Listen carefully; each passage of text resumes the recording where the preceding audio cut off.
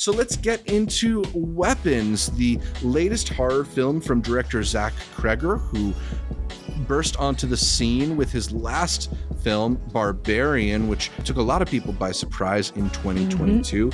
This film has been pretty hyped for some time.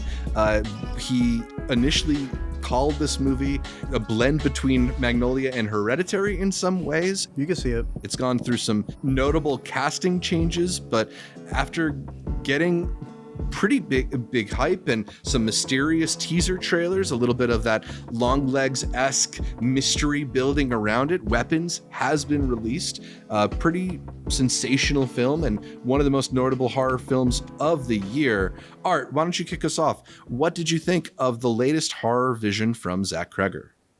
It was fantastic. I think that this is a movie where, just like Barbarian, the less you know, the better. But like Barbarian, it's a fun movie that does have things underneath, I guess, lack of a better term, things that are hiding.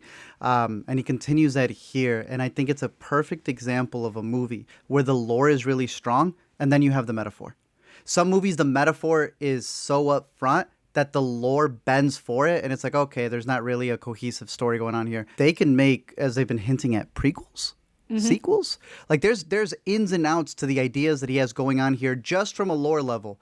And then the metaphors have been all over the place, which I'm sure we could break down for 2 hours and 17 minutes. But I think of them totally unintentional. A lot of them are completely unintentional.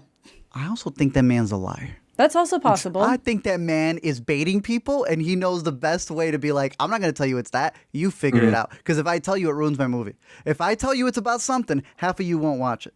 And also, it's like, it's so blatantly there. Why would I answer? I did a deep dive on one of them. The coincidences are stupid. I agree. It's some weird shit. There's weird stuff. Yeah. But then some of it's weird and applies in other places too. If like the number, the curious. time Yeah. applies to like, curious. there's two things. There's two things it could go for. What are two things? One's related to a supernatural element. One's related to the number of people who voted on something. That right there. I think a lot of people have stuck with that, the voting thing. Yeah, and they miss but the one other one really makes big more thing. sense. Could you break that Which down one? a little bit? I didn't know if we wanted to do spoilers. Yeah, I mean, I think, we're a couple weeks removed from the movie. I think we can launch into spoilers. If we want to do more generally first, and then maybe we do spoilers in a little bit. Yeah, the assault weapons ban of 2022 passed with exactly 217 votes. And the 217 is the time that the clocks all stop when the kids leave the house. But then 217 is also something to do with like a supernatural closing thing, some kind of number related to that, Witching which hour type ties stuff, into her, that side, the supernatural side of this story. That's why I think it's genius, because to me, without a doubt, the 217 thing, supernatural first, and then we'll get to the other side that everyone keeps talking about. You got The Shining. Just 217, he has said it. It's from the room where Zach and I got to visit it. Something came back with us one. after That's that. like the on the face, like homage one. So you're able to have that whole witching hour thing happening around that time. You have 2 people who survived, 17 who went missing. You have all these little interesting things for the supernatural side of it. He has said that it's not about like school shootings. Then it has a massive AR-15 there. Like, I think it's like a very obvious thing that he's trying to say. Kids come back. And that's where I think, that's why I'm saying the lore is stronger than the metaphor itself. Because even in the way that they come back, you could still argue, why were they in the place that they were? Yeah. Stunted growth. Who lives in their parents' basement, if not people who haven't developed? That's they fair come too. back, but it takes them a while to speak. I fair know this too. man is lying when I did this. 17 kids died at Parkland. Yeah. On Valentine's Day, where the movie takes place, according to the script and the backboard. Yeah, the backboard And the movie, does for say whatever reason, is in 2018 when Parkland happened. I'm not believing a word Was it this still man in says. 2018? I don't believe a word this man says. They're the class of 2018. When He is a liar. Oh shit! No, they're the He class is of a 2018. liar. No, they're the class of 2018. Yeah, That in the means they movie. don't. That means they don't. Parkland was the class of 2018. Yeah, Parkland it's in happened. 2018. Yeah. Parkland happened Valentine's Day in 2018. So this 17 movie kids. was set before then, because if they're the class of 2018 when they're 6, when was this movie set? Or was it set in 2018? 2018. Valentine's Okay, so Day. then, okay, I'm just when clarifying. 17 kids go missing. Okay, I thought you said the kids in the movie were the class of 2018. No, that's what they have pointed out that they're celebrating the class of 2018, Right. setting the movie in 2018 Gotcha. on Valentine's Day for 17 kids. And I was like, look, some things happen in the subconscious. I don't know about that one, but Yeah, dude. that was I thought he said the movie was set in Pennsylvania is the only thing, but I said Yes. it doesn't. He said Pennsylvania to copy Prisoners. Went to Pennsylvania and had to film got in that Atlanta. Yeah. got that vibe. So the whole thing's filmed in Atlanta, but he said he made the patches Pennsylvania, the license plates Pennsylvania. Yeah. I think that also kind of plays because he had mentioned Poltergeist a little bit. I don't know how much of Atlanta would be like, Indian burial grounds and the whole trope that people have for that. But that is also another factor of like the suburbs and what they have there, the same way Poltergeist played off of that. But no, like Zach had mentioned, it is very much Hereditary and Magnolia. And then you combine it with like hints of Prisoners and a lot of the other stuff that he's got going on. I also think it's just a better Longlegs, in my opinion. I think Yeah. there's I agree. actually It's got the same the- vibe. Yeah, the metaphors in Longlegs are all there because it's a director trying to tell you what it was like living with a dad in their secret. Yeah. And then I don't know what the lore is. Here I understand the lore completely. You can make more movies, and we still haven't even touched what it means actually to him, which is addiction, which is losing a friend, which is raising up with parents who were alcoholics. So then when you look at everybody and how they walk, they're not walking like some creepy things. They're walking like figments of what he remembers when he was young. And it's like, there's just so much layers to the movie. What? It's fantastic. Yeah. Yeah, I mean, it's a movie that is chock full of symbolism and meanings that are both intentional and probably not intentional, and are just easy to derive from something that is so rich with ideas and rich with juxtapositions. And I think it's a movie that really merits this type of like analysis and discussion and throwing around ideas. Amanda, what was your main takeaway from seeing Weapons? I just really love the way that he, as a writer and director, can take a premise that if you just list out the premise in the base form, it seems like something that would be really interesting, but anybody can do in any type of way. And then he goes and does like the most interesting thing possible with it. Because like Barbarian ends up what it is, but there's a version of Barbarian that just sticks in the first part that could be just as chilling in other ways and be just as interesting if it just sticks to the Airbnb side of it. So it's like kind of crazy. You get the same kind of thing here where you have this like weird lore of like these kids going missing and like what that legacy might be for the town if they made it more like a Black Phone where the kids just do disappear entirely.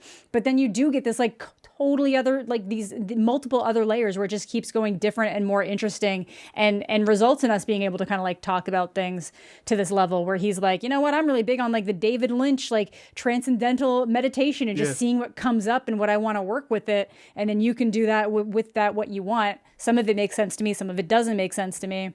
But always... it's wildfire once people catch on to it. And if you can give them something that's provocative enough or whatever it is, I'm sure half the stuff we come up with for The Shining, it's all BS. So when you're able to make a movie that's just like, even if it's just good enough, what everybody else adds to it is what makes it, it stand builds out. the lore of the movie itself, not just the lore in the 100%. movie, but the movie itself becomes a myth in its own right. That's why I'm a little worried about a sequel. Well, what are we doing here with a sequel? Yeah. Were they talking about a sequel or like Or just prequel, or a just a prequel, I follow-up. think was his idea, but prequel could be interesting? yeah, 100 we mil can off get the that- bat, it gets them talking. Yeah. I thought some of the stylistic comparisons were pretty interesting, though. Art, you mentioned how he's talked about both Magnolia and Hereditary, and he's also referenced Prisoners as a pretty close corollary. Prisoners is the one that feels the most apt to me because it really gets the mood and the general kind of like you can see Brolin downtrodden- right next to Hugh, like just right? you know. And then Brolin worked Exactly. with Denny, so he's kind of like, I know some of the stuff he does. Yeah, like what does this intense kind of like grief and panic and worry do to people, and how do we turn against each other when in the face of unexplainable evil? That's really, to me, even if it isn't explicitly about the idea of like mass shootings or school shootings and stuff like that, it is about how we individually and as a society confront the unexplainable awful things that happen in our lives. And when you look at the movie, it's addiction, it's infidelity, it's just all the different ways in which the human condition leads to unhappiness. And I found that all really fascinating. Talking just about the Magnolia corollary specifically, I think one of the ways in which this movie it has some similarities to Magnolia, but it does it differently. It is but rather than be an ensemble that cuts in between the way Magnolia does, it has this Rashomonic structure where you follow one person and then you back up and you follow another person. And to Very me, that fun. was Magnolia. Then the way he moves the camera. The way he moves the camera reminded me a lot of some of those shots in Magnolia, following people through hallways and just those big movements. And I think that's one of the things I really love stylistically too, is that, rather than be a very sedentary, slow film, there is a lot of kineticism in how he presents the action in Weapons. Art, I know you're also a huge Hereditary head. How did you feel about the comparisons between Ari Aster in this film? I'm gonna you right off the bat, bro. You're gonna have someone coming to visit, and you were doing Hereditary fully through. So when I heard him say, "Yeah, it was Hereditary and Magnolia," I was like, "Yeah, we know, we've been known." I'm gonna say that instead of Magnolia, bro, I've been telling you, he said for Barbarian, I got a lot of talking points off of Jordan Peele. Jordan Peele really wanted this script. He has said there was someone I got to bounce ideas off of. Jordan Peele, got really upset. It's Nope, dude. Nope does the title cards in a very similar way as well. And once you get everyone's perspective, you start building up.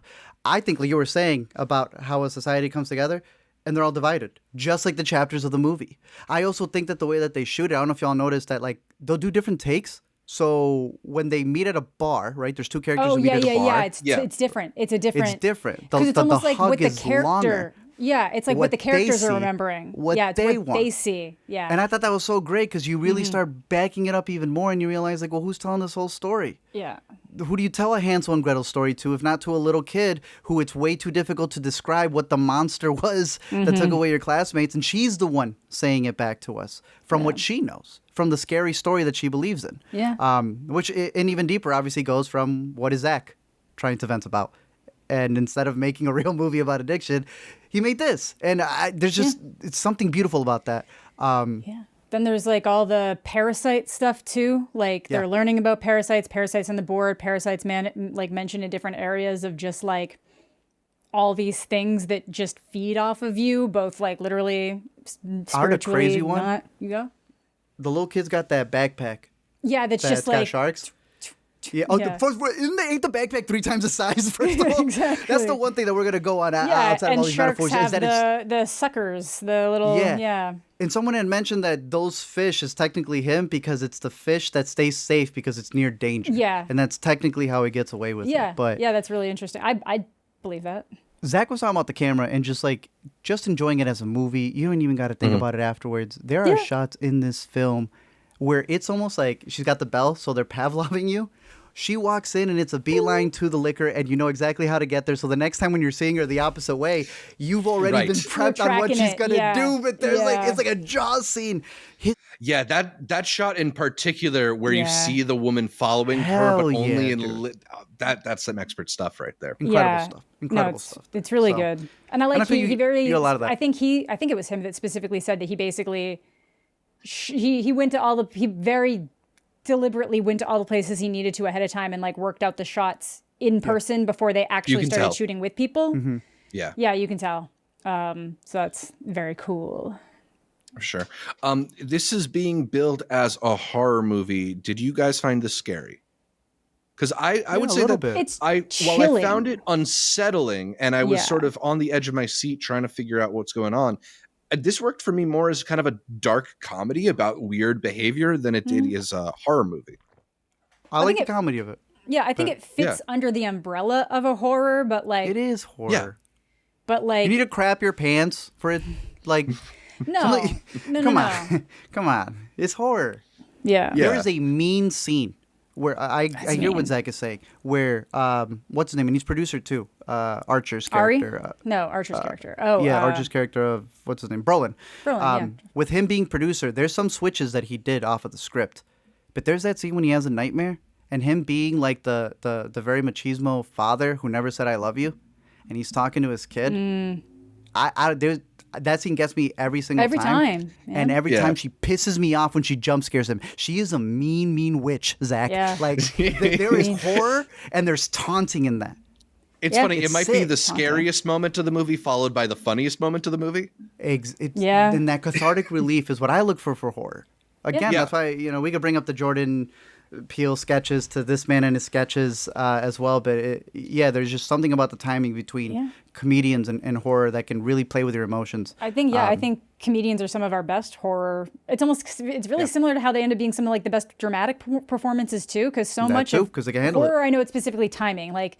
And comedy is timing, so it kind of works into it. And I feel like if you're really good at making people laugh, you can also be really good at figuring out how to subvert that and make something more uncomfortable. Right. I mean, because ultimately, comedy is also about like mining our anxieties and insecurities for humor. But you can mine those same worries and try to exploit what's scary about them. What are the things that terrify us about them? And he's clearly shown an aptitude for that.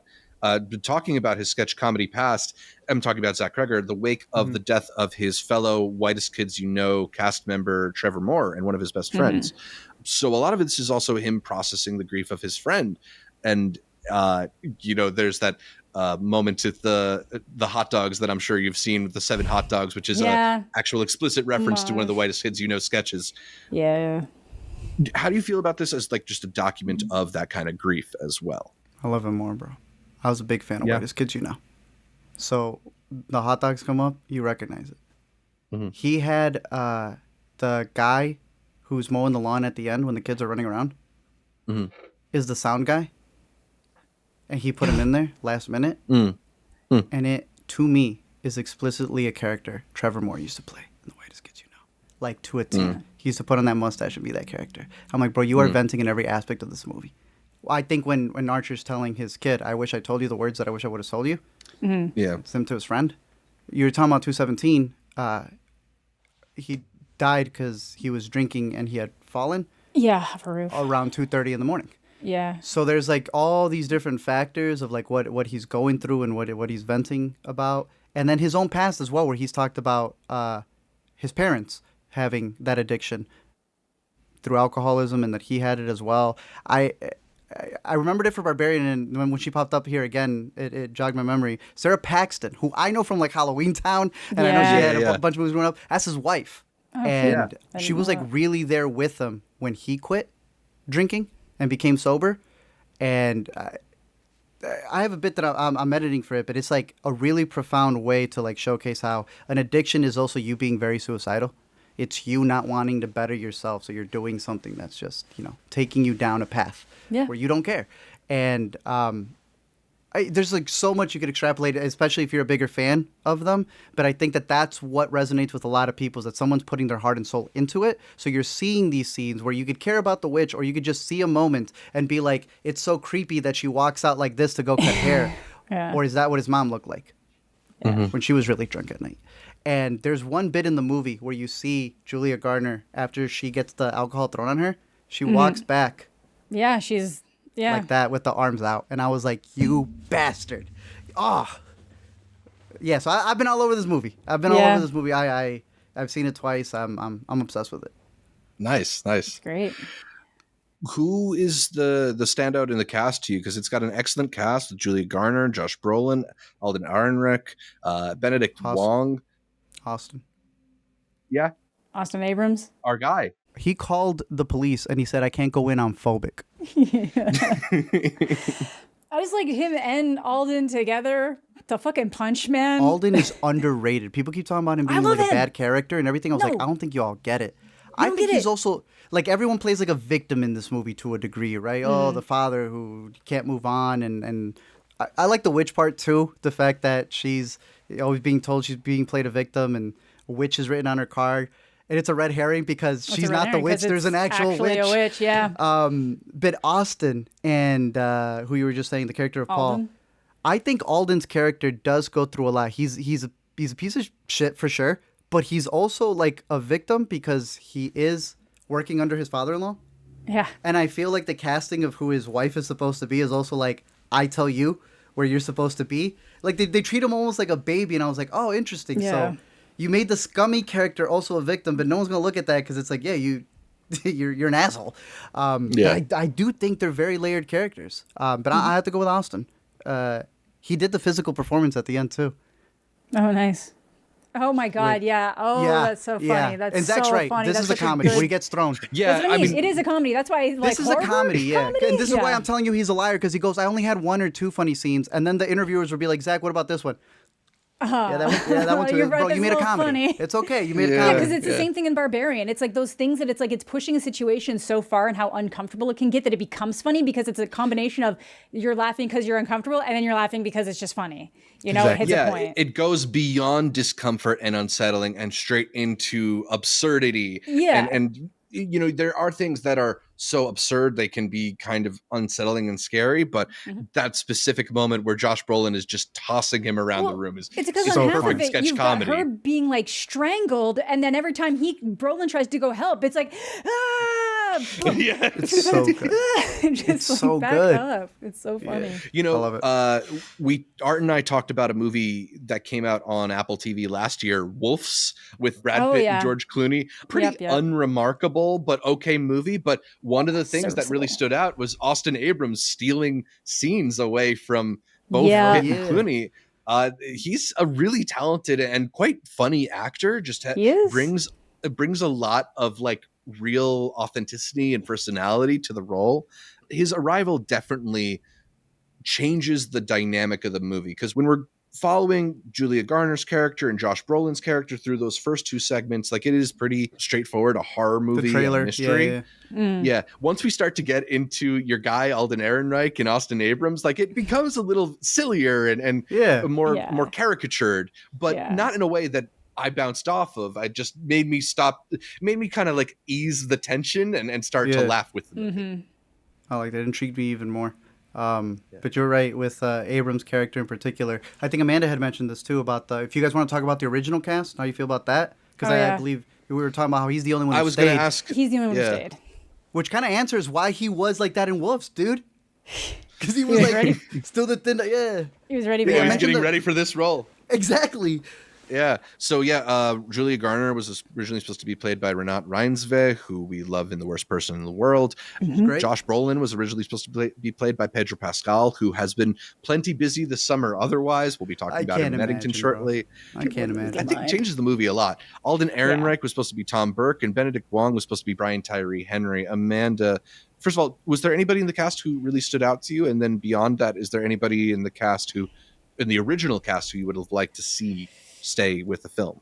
You know, when I saw that it was supposed to be Renat, I was a little disappointed. But, watching the movie, I do think Julia Garner pulled off what needed to be pulled off, like in a really, really good way. Because she both did that, like, oh my God, this is such like a kind and caring teacher. And then you get to the other side of her and you're like, oh my God, you're a mess, sweetie. And I know that Renat can do that, but I like that we got a chance to see Julia Garner there, I suppose. I think Brolin really stands out, and as much as I do love Pedro, I think that casting would not have hit as hard without it being Brolin. No one would Yeah, have beat Brolin. There's just a gruff, stern, like It's so good. all-American man to him that I feel like is almost Yeah. essential for the character that's being portrayed. It's almost Exactly. And there's weird. something very different about Josh Brolin standing up in that PTA meeting and yelling at you than Yeah. Pedro. He's just a much more intimidating figure. Yes. I love that cut too that you're explaining, because the PTA meeting is right before it. It's when he's at the police office and he goes, "What are you implying? The kids went out by themselves. What do you know?" And they do. Yeah. He does this edit a lot in the movie. He tells Alden, "Did you get that checked?" He doesn't answer. It cuts to the next scene. But that one for Brolin, he goes, "What do you know?" And it cuts him at the PTA meeting. Go, "I don't know what I don't know." And that's where you start leading to this other bit. And I heard him say it once and he rolled his eyes. What do we weaponize? He weaponizes his ignorance there. She weaponizes the people coming after her. All these different ways. I think, man, I've been seeing explainers. People weaponize, here's what I caught that you didn't get. And I was like, bro, you didn't get that right either. So Yeah. just that idea, I think, goes even deeper of how you want to play the addiction angle and what is weapons in and of itself. But who's your favorite, Zach, out of the actors? You know, I do enjoy just the affability of Benedict Wong. He's great. He just such a sweetie who's trying to like settle things down. I feel like I enjoyed his presence in the movie, but I gotta say that I think there is something about Julia Garner. she's got this kind of shifty quality where even when she's trying to like tell the truth, you feel like she's maybe lying a little bit. That works really well for the position her character is put in. Yeah, and the fact that she's like a raging alcoholic. At some point, you just have a hard time sounding right. And cheater. Yeah. So there's all these things that they hold up against her. But the funny part is, it's such a great character because you are innocent. You just do everything messed up. Yeah. Like you're not guilty for the thing that they think you're guilty of. It's just everything else. Yeah. Which speaks to a lot, I think, of how all these characters are portrayed in this movie. Amanda, was there somebody that you would flip, or you kind of feel like it's settled in an okay place? No, I think it's settled in an okay place. I think at first when I just saw that it was supposed to be Renata, I was like, oh, I love her so much. That's a find right there, yeah. Yeah. But then, and like honestly, Brian Tyree Henry would have been great to see too. Oh, yeah. But I just can imagine him running at Julia Garner for that one moment. Yeah, that's what I mean. But like, again, there's almost something about like Benedict Wong coming across as like, not that Brian Tyree Henry does not come across as kind, but Benedict Wong seems to like this other level of like almost like weirdly nurturing. I don't know. Especially after being, what's his name in Doctor Strange for so long? Wong? Like literally just there picking, just fixing things. Yeah, you know what I mean? It's got that vibe. So I think that worked really well. And I loved Alden Ehrenreich, so I can't actually imagine Tom Burke in that role at all. Yeah, it's rough. Tom's good. It was He's funny. great. He's great, but I was he just in? love Alden. Black Bag. I've never seen Tom in this kind of like guy who has anxiety type of role. Souvenir. He was just a piece of crap. Yeah, but he like has a you're right. unfazed confidence throughout that. Yeah. Yeah, Alden really pulls off that. I hear he's very nice in person, but also maybe has a lot of anxiety. So I feel like it might have been easier for him to channel some of that a little bit. Where obviously you get a lot of blowback from being Han Solo when you're not Han Solo. I should have blown him up, bro. I don't know. It should have, because he was really good, and I like that movie. And I think I've liked everything I've seen him in. So simple. Anything I've seen him in, I've liked him. So I thought he really stood out here, and I think the dynamic between him and Abrams was really good. Like the whole like, there's nothing in your pocket that's gonna stick me, right? And then just the like, it's so funny and instantaneous. I was like, holy shit, that's so good. So like, the dynamic between them is great, and like the like. Just the way when you realize who his father-in-law is, and it's just that defeated is that he's a defeated man. Yeah, that maybe thought that like, and that and I'm not saying he's a good person, but it's like you can see why he ends up making some of the decisions that he makes. And then again, he's like a really good indication of like what addiction is like even after you get clean, when you kind of get back around certain people's and certain habits and like what happens. What are those things that you shouldn't cross? Yeah. Yeah, lines you shouldn't cross. So yeah, really good. There's a lot of good everybody's really strong. Like there's no one in this movie that I'm like, ugh. Yeah. I know Jack Nicholson as a kid, but damn, does the light hit Alden sometimes? And it's like, whoa, he's got that Jack Nicholson in him. There's a bit in the bar, especially. When you're like contrasting The Shining, it's that smile. No, that guy's smile and got the way it. the eyes squint in a certain way, like it's, and he's like actually really good at his craft. Yeah, yes, it's a good pickup to get him. None of us has mentioned Amy Madigan yet, although her Aunt Gladys shows up a little bit later in the film. Yes. Let's talk about it. Vulture has gone ahead and thrown their hat in the ring for her potential Oscar nomination for this performance. How do you both feel about Amy Madigan as the kind of big bad witch lurking at the end of Weapons? She's great. Because we keep comparing Longlegs, and we know he did his own thing. Yeah. Bro, she was on something. Just again, like we're saying, whatever you wanted to represent. I also believe that addiction story goes as far as her, that she is not just a bad person, but also an addict, because it's that tree. Whatever that tree like has her do, what does the tree end up with? Alex. What is alcoholics' biggest worry if not continuing it on? Which he's talked about too, the director. It's her bounciness. I love how she goes from frail to her HP going up, and it's in her performance. There are subtleties. I know it's a joke to be like, Oscars. Okay, if not the Oscars, the Intercut Awards, something, because this lady was doing her thing. It's good. Yeah. I don't even question it anymore. Just give me a bowl.